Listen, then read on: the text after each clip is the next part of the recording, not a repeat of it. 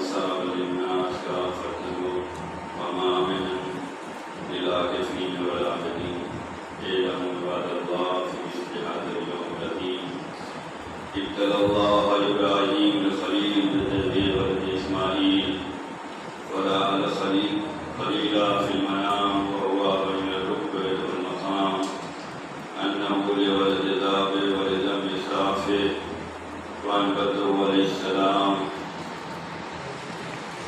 عزیزان گرامی، آج روز عید ہے اور یہ عید الاضحیٰ ہے۔ آپ سب کو اس عید کی مبارکبادی پیش کرتا ہوں اور دعا کرتا ہوں کہ اللہ تعالیٰ ہم سب کو ہمیشہ اسی طریقے سے مسجد میں حاضر ہونے کی توفیق دے۔ جب مسجدیں آباد ہوتی ہیں تو اچھا لگتا ہے، اور جب مومنین یکجا ہوتے ہیں تو ثواب میں اضافہ ہوتا ہے۔ ایسے بندگان خدا بن کر رہیں کہ وقت کا خیال رہے، ایسے بندگان خدا نہ بنے کہ سال میں 2 مرتبہ آئیں اور وقت سے پہلے انتظار کریں، بلکہ ایسا آئے کہ ہمیشہ وقت بھی آئیں اور مل جل کر خدمت دین کریں۔ ظاہر سی بات ہے، جو آپ حضرات قربانی کریں گے وہ بھی مستحب ہے، اور جو آپ حضرات نے 2 رکعت نماز پڑھی ہے وہ بھی مستحب ہے۔ جب آپ کے اندر حکم خدا پہ چلنے کا اگر جذبہ پیدا ہو جائے تو مستحبات میں بھی آگے بڑھنے کی کوشش کرتے ہیں۔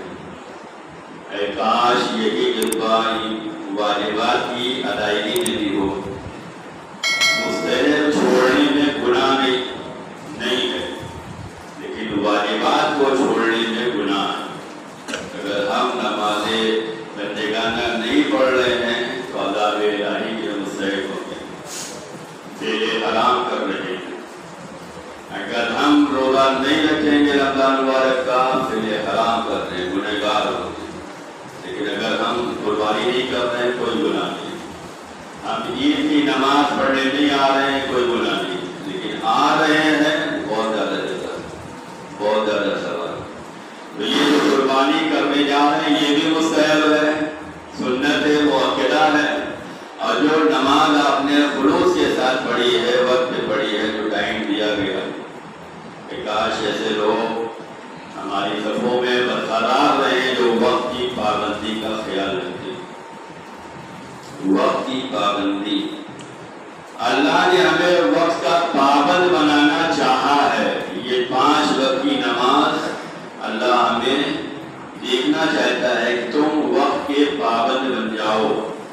ایسا نہ ہو کہ 5 وقت کی نماز ہے ہم اپنے ٹائم پر پڑھیں گے، اپنے ٹائم پہ پڑھیں گے تو وہ ثواب ملنے والا نہیں۔ جو خدا کے بتائے ہوئے ٹائم پہ پڑھیں گے تو وہ ثواب ملنے والا ہے، اور وہ نماز آپ کے لیے دعا دینے والی ہے۔ اور اگر آپ نے اپنے وقت پہ نماز پڑھی تو وہ نماز بھی بد دعا دیتی، اور ایسی نماز کس کام کی ہے جو نمازی کو بد دعا دیتے۔ تو واجبات کی ادائیگی کا ہمیں زیادہ خیال رکھنا چاہیے کہ اگر وہ نہیں ادا ہوا تو گنہگار ہوں گے۔ روزانہ کی 5 وقت کی نماز اگر وہ نہیں پڑھیں گے تو گنہگار ہیں۔ وقت پہ نہیں پڑھیں گے اتنی فضیلت نہیں ہے نماز کی۔ قرآن کریم میں سورہ ماؤن میں ہے کہ وہ لوگ جو نماز کو سستی اور کثرت سے پڑھتے ہیں ایسے نمازی جہنم میں ہیں، جو سستی سے پڑھتے ہوں، کاہلی سے۔ ابھی وقت بہت ہے، دیکھیں گے ظہر جو ہے 5 بجے 6 بجے، سورج ڈوبنے والا ہو اس سے پہلے آ گئے۔ یہ لوگ ایسے نمازی سورہ ماؤن میں ارشاد ہے کہ یہ نمازی جہنم میں جائیں گے نماز پڑھنے کے باوجود۔ اس کا مطلب یہ ہے کہ ہمیں وقت کا پابند ہونا چاہیے۔ ظہر کا وقت ہے اس وقت ادا کیجیے، عصر کا وقت ظہر کی نماز کے فوراً بعد ہوتا ہے اس وقت ادا کیجیے، مغرب کا وقت آیا وقت نکالیے۔ آپ وقت پہ پڑھیں چاہے جلدی پڑھیں، کوئی ضروری نہیں ہے کہ 20 منٹ میں آپ مغرب پڑھیں۔ آپ اسے 3 منٹ میں بھی پڑھ سکتے ہیں، لیکن وقت کا پابند بن جائے گی۔ اللہ نے جو وقت رکھا ہے وہ آفر ہے خدا کی طرف سے، اس آفر کو اگر قبول کرنا ہے تو اسی ٹائم پہ پہنچنا ہوگا۔ تو یہ جو ہم نے نماز عید الاضحیٰ پڑھی ہے یہ سنت مؤکدہ ہے، واجب نہیں ہے۔ جو قربانی کرنے جا رہے ہیں یہ بھی سنت مؤکدہ ہے، اتنی اہمیت بیان کی گئی، اگر نہیں ہے تو پردہ لے کر قربانی کرو۔ لیکن یہ قربانی کے بعد بھی مسائل ہیں، ایسا نہیں ہے کہ ہم نے قربانی دے دی سارے مسئلے ختم ہو گئے۔ قربانی دینے کے بعد اور زیادہ مسائل ہیں، قربانی دینے کے بعد جو اور زیادہ مسائل ہیں وہ یہ ہے کہ جو قربانی دی ہے ان کے 3 حصے کرنا، ایک حصہ اپنے گھر والوں کے لیے رکھنا، ایک حصہ اپنے رشتہ دار کے لیے رکھنا، ایک حصہ محلے میں بانٹنا ہے، غریبوں کو دینا، یتیموں کو دینا۔ قربانی کا جو فلسفہ حدیث میں آیا ہے کہ قربانی کیوں رکھی گئی، اس لیے رکھی گئی ہے تاکہ مسکینوں کو جو ہے اس گوشت کا یہ مزہ ملے۔ اصل قربانی یہی ہے کہ ہم جتنا مہنگا سے مہنگا لا رہے ہیں اتنی زیادہ سے زیادہ ہمیں اس کے حصے کر کے فوراً پہنچا دینا چاہیے۔ یہ جو آپ نے قربانی کی ہے اس میں سب چیز کھا نہیں سکتے ہیں، بہت سی چیزیں حرام ہیں، بہت سی چیزیں مکروہ ہیں، ان کو نہیں کھانا ہے۔ جو مکروہ ہے اسے بھی چھوڑ دیں، اور اس کے بعد جو ہے جو چیزیں آپ کے لیے جائز ہے وہ۔ قربانی کرتے وقت کے بھی خاص مسائل ہیں، ایسا نہیں ہے کہ ہم لے آئے اور چاہے جیسے ہم ذبح کر دیں، چاہے جیسے ذبح کرنے سے بھی یہ قربانی نہیں مانی جائے گی۔ آپ محلے میں تو مشہور ہو گئے کہ آپ نے قربانی کی ہے، لیکن اگر اس طریقے سے نہیں کی گئی جو شریعت نے بیان کیا ہے تو بھی یہ قربانی نہیں ہے۔ شریعت کے حساب سے جو قربانی ہے وہ یہ ہے کہ جو ذبح کرنے والا ہے وہ بھی مسلمان ہو، اور جو ذبح کرے وہی بسم اللہ پڑھے۔ ایسا نہ ہو کہ کوئی صاحب وہاں سے بسم اللہ پڑھتے اور پھر جو ہے دوسرا چھری چلاتا ہے۔ جو چھری چلائے وہی بسم اللہ پڑھے، اور جانور کو پورے حصے کو جو ہے قبلہ رخ ہونا چاہیے، قبلہ رخ سارے حصے کو ہونا چاہیے۔ بعض لوگ یہ چاہتے ہیں تو گلا آسمان کی جانب کر دیتے ہیں، یہ بھی قربانی نہیں ہے، آسمان کی جانب نہیں ہونا چاہیے، قبلہ رخ ہونا چاہیے، پورا حصہ اس کا قبلہ رخ ہو۔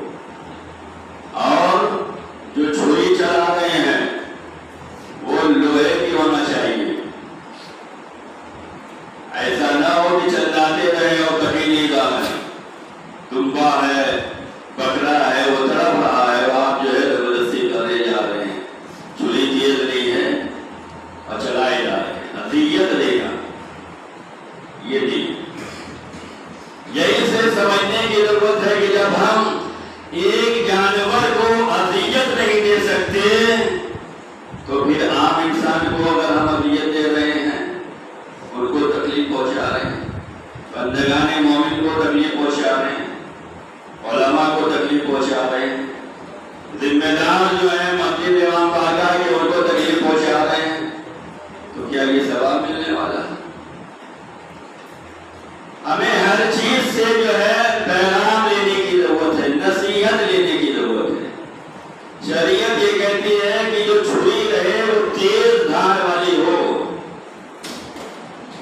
لوہے کی ہو، لیکن آج تو لوہا ختم ہوتا جا رہا ہے، ہر چیز اسٹیل کی آ رہی ہے، الگ الگ جو آ رہے ہیں، تو اگر چھری لوہے کی نہیں مل رہی ہے تو اسٹیل سے بھی کر سکتے ہیں، لیکن شرط وہی ہے کہ تیز دھار ہو، زیادہ اسے اذیت نہ پہنچے۔ دعا پڑھیں، ایک قربانی کے بکرے میں جو بھی جانور ذبح کر رہے ہیں جتنے چاہیں آپ اس میں لوگوں کو شریک کر سکتے ہیں،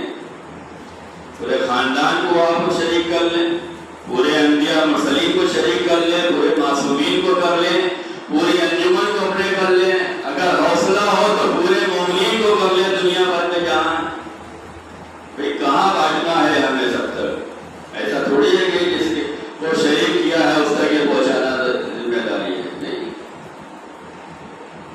جتنے وہ آپ نیت آپ کی خدا دیکھنا چاہتا ہے. یہ جو 30-35 ہزار کا بکرا لائے ہو اس میں اللہ نیت دیکھنا چاہتا ہے. تمہارا حوصلہ وسط قلب ہے یا نہیں ہے؟ تمہارا دل بڑا ہے یا نہیں بڑا ہے؟ اگر تمہارا دل بڑا ہے ثواب اور زیادہ چاہیے، اور زیادہ چاہیے. ہم ہر معاملے میں اور زیادہ چاہیے، جتنا کما رہے اور زیادہ مل جائے، تنخواہ اور زیادہ ہو جائے، سورس آف انکم اور زیادہ ہو جائے. لیکن عبادت کے معاملے میں یہ نہیں سوچتے جلدی پڑھو جلدی بھرو. تو اگر آپ اپنے ثواب میں نیکی میں اور زیادہ ثواب چاہتے ہیں تو یہ جو ذبح کرنے جا رہے ہیں اس کو نیابت امام بھی نہیں کر سکتے. اپنی طرف سے بھی کریں، نیابت امام میں کریں، نیابت ائمہ معصومین میں کریں، نیابت انبیاء مرسلین میں کریں، نیابت مومنین میں کریں. سب کی طرف سے نیت کر لیں. جتنی نیت کریں گے اتنا ثواب آپ کو پہنچنے والا ہے. یہ اتنی زیادہ نیتیں جو کی جا رہی ہیں یہ آپ کے اندر جذبہ ایمانی کو بیدار کرایا جا رہا ہے. یہ آپ کے اندر جذبہ ایمانی بیدار ہو کہ آپ جب بھی دعا کریں، جب بھی کار خیر کریں، جب بھی قرآن پڑھیں، جب بھی تسبیح تہرا پڑھیں، جب بھی زیارت امام پڑھیں، جب بھی صدقہ دیں، جب بھی کسی غریب کی مدد کریں، نیت وسیع کر لیں. بتانے کی بھی ضرورت نہیں ہے کہ ہم نے آپ کی طرف سے کام کیا. آپ ہر چیز رازداری میں کرتے نا کہ کسی کو نہ پتہ چلے. بہت سے ایسے معاملات ہیں کہ امام بارگاہ اور مسجد میں بھی ہوتا ہے کہ یہاں کے مولوی کو نہ پتہ چلے یہ کام ہو جانا چاہیے. اتنی رازداری ہوتی ہے. تو آپ جو کچھ بھی کار خیر کر رہے ہیں وہ رازداری میں کر لیں، ثواب ملنے والا ہے. بتانے کی ضرورت نہیں ہے کہ ہم نے یہ ماں باپ کی طرف سے کیا ہے، اپنے خاندان کی طرف سے کیا ہے اور ہم نے امام کی طرف سے کیا. نہیں، بتانے کی ضرورت نہیں ہے. جتنا آپ کا دل پاک و پاکیزہ جذبہ ایمانی جتنا ہوگا اتنا پہنچنے والا ہے. یہ قربانی چاہتی کیا ہے؟ یہ قربانی چاہتی ہے کہ گوشت غریبوں تک پہنچے. سورہ مبارکہ حج میں ارشاد ہوتا ہے کہ اللہ تمہارے گوشت کو اور خون کو نہیں دیتا. یہ ہم نے جو ذبح کیا ہے یا کریں گے یہ اللہ تک نہیں جاتا ہے. نہ خون جاتا ہے نہ گوشت جاتا ہے. خون نالیوں میں بہ جائے گا، گوشت جو ہے فریج میں رکھ دیا جائے گا. پہنچے گا کیا؟ تقوی الہی. آپ نے کس جذبے سے کیا ہے، کس حوصلے سے کیا ہے وہ پہنچنے والا ہے. آپ کی نیت اچھی رہی، یہی تقوی الہی جو جمعے کے خطبے میں واضح نصیحت کی جاتی ہے کہ تقوی الہی اختیار کرو. وہی تقوی کہ اگر آپ کے اندر تقوی ہے تو آپ کا امام المتقین علی ابن ابی طالب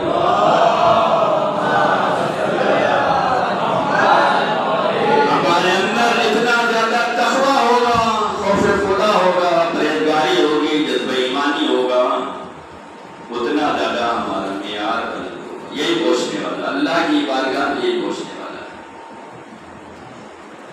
ہم دمبے کے بارے میں تو دیکھتے ہیں کہ موٹا ہو، تازہ ہو، اچھا ہو، لیکن اپنی نیت کے بارے میں نہیں دیکھتے کہ ہماری نیت خالص ہونی چاہیے.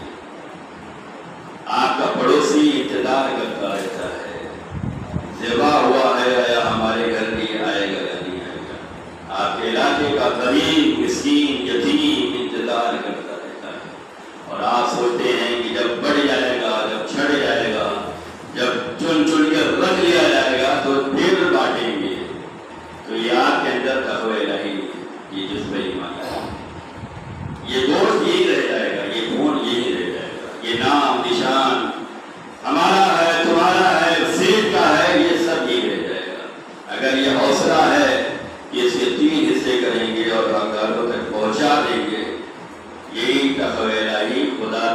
پہنچے گا اور یہی آپ کا دوں گا، چاہے وہ 5,000 کا ہو 10,000 کا ہو۔ ہمیں تو سننے میں آ رہا ہے کہ 20-25 سے کم کا بھی نہیں ہے۔ تو جو آپ کے اندر یہ حوصلہ پیدا ہوتا ہے نا کہ ہم مستحبات میں اتنا آگے بڑھ جائیں، یہی حوصلہ آپ کو واجبات کی ادائیگی میں بڑھنا چاہیے۔ بہانے کرتے ہیں کہ ہم اتنے قرضدار ہیں، خمس کیسے نکالیں، ہم اتنے قرضدار ہیں، نیکی کیسے کریں، ہم ممبرشپ کیسے لیں، ہم کسی کی مدد کیسے کریں، ہم کار خیر کیسے کریں۔ یہ وسوسے ہیں جو شیطان آپ کے دلوں میں ڈالتا رہتا ہے۔ ان وسوسوں سے نکلنا ہے، اس سے آپ کو آگے بڑھنا ہے۔ جب بھی کار خیر کریں گے شیطان آئے گا، کسی نہ کسی شکل میں آئے گا۔ ابراہیم یہ جو عید قربان منا رہے ہیں، یہ احساس ہے کہ فقط قربانی ہی سنت ابراہیم نہیں ہے، جو کہ ہے سنت ابراہیم، قربانی بھی ہے، لیکن سنت ابراہیم تو یہ بھی ہے کہ باپ اپنے بیٹے سے مشورہ تو کرے، باپ اپنے بیٹے کو میدان عمل میں آگے تو لائے، باپ اپنے بیٹے کو راہ خدا میں آگے تو بڑھائے، باپ اپنے بیٹے کو سپورٹ تو کرے کہ تم دیندار بنو۔ یہ بھی تو سنت ابراہیم ہے کہ جناب ابراہیم نے خواب دیکھا تو اپنے لگتے جگر سے کہا ہم نے یہ خواب دیکھا۔ باپ بھی دیندار ہے، بیٹا بھی دیندار ہے، دونوں مل کر جو ہے راہ خدا میں چلنا چاہتے ہیں۔ آپ کو جو حکم دیا گیا ہے آپ کے لیے، ہم آمادہ ہیں۔ یہ بھی سنت ابراہیم۔ اس سنت کو پیدائش کرے۔ ہماری اولاد کہاں جا رہی ہے؟ جب باپ قرآن نہیں پڑھا ہوگا تو بیٹے بھی پڑھنے والے نہیں ہیں۔ 12 سال سے آپ مدرسہ چلا رہا ہوں، کوئی آج تک قرآن نہیں ختم کر سکا۔ اس کی وجہ یہ ہے کہ جب گھر میں ماحول نہیں ہوگا، جب بڑوں کو یہ موقع نہیں ہوگا تو بچے بھی آگے بڑھنے والے نہیں ہیں۔ گھر میں سیاست ہوگی تو بیٹا بھی سیاست میں کودے گا، گھر والے عبادت گزار ہوں گے تو بیٹا بھی عبادت گزار ہوگا۔ جب گھر کا ماحول دیندار ہوگا تو بچے بھی دیندار ہوں گے، اور گھر کا ماحول ہی اگر سیاست میں ہے تو بچے وہی سیاست دیکھیں گے، جو گھر والے بزرگ کرتے ہیں وہی بچے دیکھتے ہیں۔ گھر کا ماحول اگر دیندار ہے، ابراہیم جیسا بندے خدا ہے، تو اسماعیل جیسا نبی اللہ بھی پیدا ہوگا۔ ابراہیم کی سنت یہ بھی ہے کہ اپنی اولاد کو دین کی راہ پہ لے چلو، ساتھ پہ لے چلو۔ ہم مولوی مولانا کے بھروسے پہ ہیں، ہم مدرسے کے بھروسے پہ ہیں، مسجد کے بھروسے پہ ہیں، ہم کلاسز کے بھروسے پہ ہیں۔ جس بھروسے پہ ہے ویسی بھروسے پہ آپ کے بچے چل رہے ہیں۔ کبھی اپنے بھروسے پہ لوگوں نے پڑھانا ہے، ہر جگہ پیسے خرچ ہوں گے، لیکن بچوں کے لیے نہیں ہے۔ سنت ابراہیم کو تلاش کرو۔ جیسے آپ کے اندر یہ جذبہ آیا کہ سنت ابراہیم ہے قربانی کرنا، ایسے سنت ابراہیم یہ بھی ہے کہ اپنی اولاد کو اپنے ساتھ دیندار بناؤ، دین کے راہ پہ چلو۔ رکاوٹیں بہت آئیں گی، آپ مشورہ کرانے والے ہو، 1000 رکاوٹیں آئیں گی۔ ہم ان کو لاتے ہیں تو ان کو لاؤ، یہ اچھے وہ اچھے، یہ مقامی یہ بیرونی، بہت رکاوٹیں آئیں گی۔ وہ تو اچھا ہے کہ عید کی نماز شریف میں پڑھاتا ہوں، ورنہ یہاں پہ بھی یہ مسئلہ ہوگا کہ کسی باہری کو لاؤ، پیسے کی اگر مانگ ہو جائے تو پھر باہری دیکھا جائے گا۔ رکاوٹیں ڈالنے والے بہت رہتے ہیں۔ جیسے قربانی کے زمانے میں نئے نئے نکل آتے نا ذبح کرنے والے، ہر ایک چھری چاقو لے کے تیار ہے ذبح کرنے والے۔ ایسے ہی محرم آنے سے پہلے کچھ لوگ دیندار بن جاتے ہیں، ان کو بلاؤ ان کو بلاؤ، ان سے پڑھواؤ، یہ قریبی یہ اچھا وہ اچھا، ان کی آواز ہلکی ان کی آواز تگڑی، یہ دیکھنے میں دبلے پتلے ہیں وہ دیکھنے میں تندرست ہیں، ان کے نام پہ کوئی نہیں آئے گا، ان کے نام پہ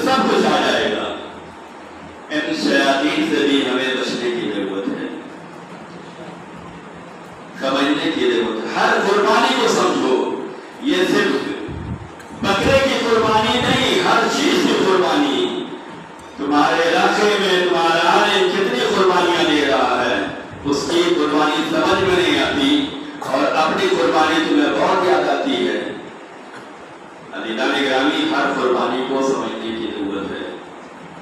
کسی کا کوئی حق مار کر کامیاب نہیں ہو سکتا، کسی کا دل دکھا کے کوئی سکسیس نہیں ہو سکتا، کوئی سیاست کر کے دین کے میدان میں آگے نہیں بڑھ سکتا۔ جو اس لائن کے ایکسپرٹ ہیں، ماہر ہیں، ان سے رابطہ کرو۔ اگر ان کو چھوڑ کے جا رہے ہو تو کوئی ہے جو یوسوس فی صدور الناس من الجنۃ والناس ہے۔ کیا کرنا ہے؟ قربانی تو ہر جگہ دینی، یہ قربانی آپ کو یاد ہے، ہر میدان میں قربانی دینا ہے۔ مومن ہر جگہ قربانی دیتا ہے، ہر جگہ قربانی دیتا ہے۔ جناب ابراہیم نے جو قربانی دی ہے، کتنی سخت قربانی ہے۔ اپنے لال کو مینا کے میدان میں لٹا کر چھری چلا دینا آسان ہے، لیکن جو اللہ والے ہوتے ہیں، جو راہ خدا میں پڑھنے والے ہوتے ہیں، وہ بڑے سے بڑے امتحان میں بھی قدم رکھ دیتے ہیں۔ میرا اللہ ہم پر ظلم نہیں کرے گا، میرا خدا ہمارا نقصان نہیں کرے گا، میرا خدا میرے خلاف نہیں کرے گا۔ ہمیں اس کی راہ میں چلنے کی ضرورت ہے۔ نماز پنجگانہ کی قدر کرو، وقت پر مسجد میں حاضر ہو جاؤ، مجلس ادا میں حاضر ہو جاؤ، اداری میں حاضر ہو جاؤ، جذبہ ایمانی سے آؤ، سیاست سے نہ آؤ، محبت حسین کے ساتھ آؤ، حسین کی راہ سے بھٹکنے کے لیے نہ آؤ۔ عزیزان گرامی، حسین نے بڑی قربانیاں دی، ان قربانیوں کو ہمیں یاد رکھنے کی ضرورت ہے۔ جو مولا حسین کی قربانی کو یاد رکھے گا، وہ ہر قربانی دینے کے لیے تیار رہے گا۔ یہ جو مسجدوں میں پیش امام ہوتے ہیں، یہ کم قربانی نہیں دیتے، سہیلی سے کیا ہوتا ہے، لیکن وہ قربانی دیتے۔ انہیں وقت پہ پہنچنا ہے، اس کے لیے چاہے اتنے خرچے کر کے آئے، وقت پر پہنچنا ہے۔ بہت قربانیاں دی جاتی ہیں۔ یہ کیوں؟ یہ حسین کی کربلا ان کے دل و دماغ میں بیٹھی ہے۔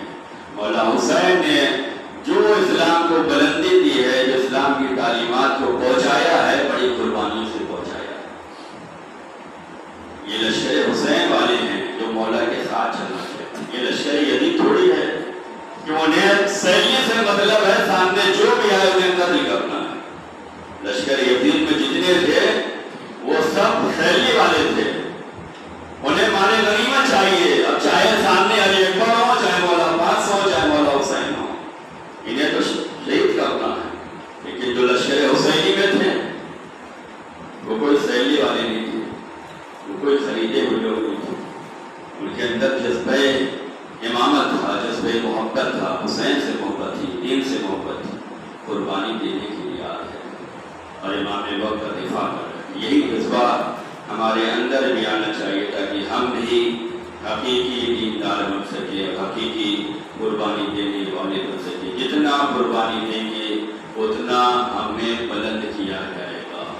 ابراہیم نے جب قربانی دی ہے تو اللہ نے جو ہے یہ فرمایا کہ ہم نے تمہیں لوگوں کا امام بنا دیا ہے۔ یہ قربانی تم نے دی ہے تو اب تمہارے عہدے بلند ہو گئے، تمہیں لوگوں کا ہم نے امام بنا دیا ہے۔ تو ہمیں بھی ہر میدان میں قربانی دینے کی ضرورت ہے۔ قربانی میں حق کا ساتھ دینے کے لیے، سچ کا ساتھ دینے کے لیے، باطل اور مکاری اور عیاری اور سیاست کے میدان میں اگر قربانی دے رہے ہیں تو یہ ویسے ہی ہے جیسے لشکر یزید میں ہونا۔ اگر سیاست دینداری ہو، جذبہ ایمانی ہو، مومنین میں اتحاد ہو، مومنین میں محبت بانٹنا ہو، ان کو راہ ہدایت دینا ہو، تعلیمات اہل بیت بتانا ہے، تو ایسا ہے جیسے لشکر امام حسین میں۔ ہمیں سمجھنے کی ضرورت ہے ہم کس گروہ میں ہیں، آیا ہمارے اندر جذبہ حسینی ہے یا جذبہ یزیدی ہے؟ کہاں جانا ہے؟ جذبہ حسینی ہے تو کم تعداد تو ملے گی، لیکن اتنے خلوص والے ملیں گے یہ کہ اگر حسین کہتے کہ میں شمع بھی بجھا دے رہا ہوں، بیعت بھی اٹھا لے رہا ہوں، جنت بھی دے رہا ہوں، اب چلے جاؤ، یہ اتنے اتنے خلوص والے ملیں گے، اتنے جذبہ ایمانی والے ملیں گے، یہ اتنی قربانی دینے والے ملیں گے کہ جنت چھوڑ دیں گے یہ گوارا ہے، لیکن حسین کو چھوڑنے کے لیے تیار نہیں ہے۔ دینداروں کی قدر کریں، دیندار رہیں، دین کے معاملے میں ایک دوسرے کے مددگار رہیں۔ خدا ہماری عبادتوں کو قبول فرمائے، ہمیں درجہ اہل بیت پہ ثابت قدمی عنایت فرمائے، خدا ہم سب کے گناہوں کو معاف فرمائے، اسی طریقے سے عبادت الہی میں جلانے کی پروردگار ہم سب کو توفیق عنایت فرمائے، ظہور امام میں پروردگار تعجیل فرمائے، ہم سب کو امام کے خادم و ناصروں میں شمار فرمائے۔ بسم اللہ الرحمن الرحیم، احسن الحدیث والموعظہ کتاب اللہ، اعوذ باللہ من الشیطان الرجیم، بسم اللہ الرحمن الرحیم، انا اعطیناک الکوثر فصل لربک وانحر ان شانئک هو الابتر۔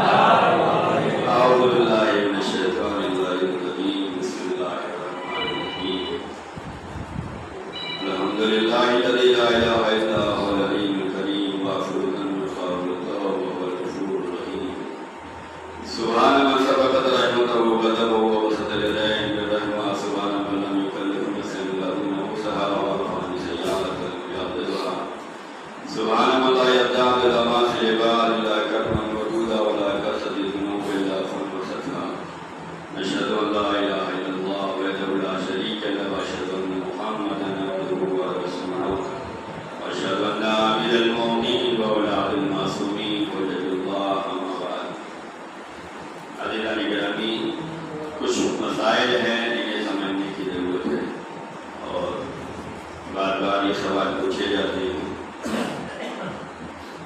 ایک یہ ہے کہ زیادہ تر سوال کیا جاتا ہے کہ قربانی سے پہلے ہم ناخن کٹوا سکتے ہیں یا نہیں کٹوا سکتے، بال کٹوا سکتے ہیں یا نہیں کٹوا سکتے۔ ماشاءاللہ جذبہ ایمانی اتنا بلند ہو جاتا ہے یہ قربانی دینے کے لیے کہ آپ سوچتے ہیں کہ ناخن کٹوا سکتے ہیں یا نہیں کٹوا سکتے، بال کٹوا سکتے ہیں یا نہیں کٹوا سکتے، یہ سوال ہوتے ہیں۔ جذبہ ایمانی آپ کا ہے، اگر آپ ہمیشہ قربانی دیتے رہے تو آپ کا جذبہ ایمانی اور زیادہ بلند رہے۔ تو اس مسئلے کا جواب یہ ہے کہ آپ بال بھی کٹوا سکتے ہیں، ناخن بھی کٹوا سکتے ہیں۔ تو پھر یہ مشہور کیوں ہے، یہ سوال اٹھتا کیوں ہے؟ کوئی نہ کوئی تو ہوگا بتانے والا کہ یہ نہیں کر سکتے اور وہ نہیں کر سکتے۔ تو یہ معاملہ یہاں کا نہیں ہے، یہ معاملہ وہاں کا ہے جو لوگ حج پہ گئے ہوئے ہیں۔ وہ جب تک احرام پہنے ہوئے ہیں وائٹ کپڑا، تب تک تو وہ جوا بھی نہیں مار سکتے، اپنی زینت بھی نہیں کر سکتے، سور بھی نہیں سکتے، کنگھی بھی نہیں کرنا ہے، بال بھی ایک نہیں توڑ سکتے، آپ جو ہے کپڑے بھی نہیں بدل سکتے جب تک احرام ہے آپ پر۔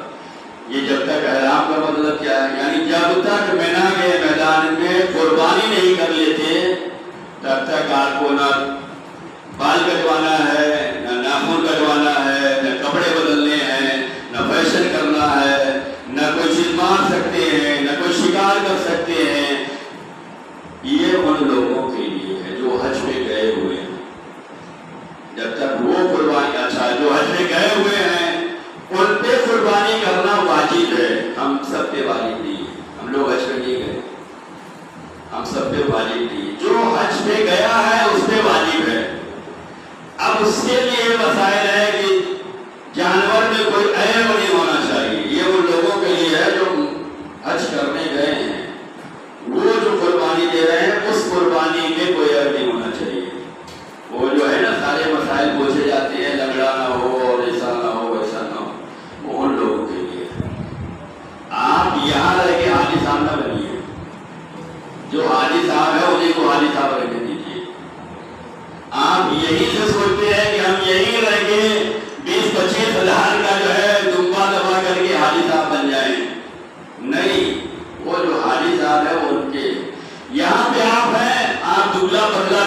सकते हैं, लंगड़ा लूला भी ले सकते हैं। जानवर में है वो चलेगा, लेकिन करने वालों में ऐब नहीं होना चाहिए। जो कुर्बानी दे रहा है उसमें ऐब नहीं होना चाहिए। पांचवें इमाम मोहम्मद बाक़िर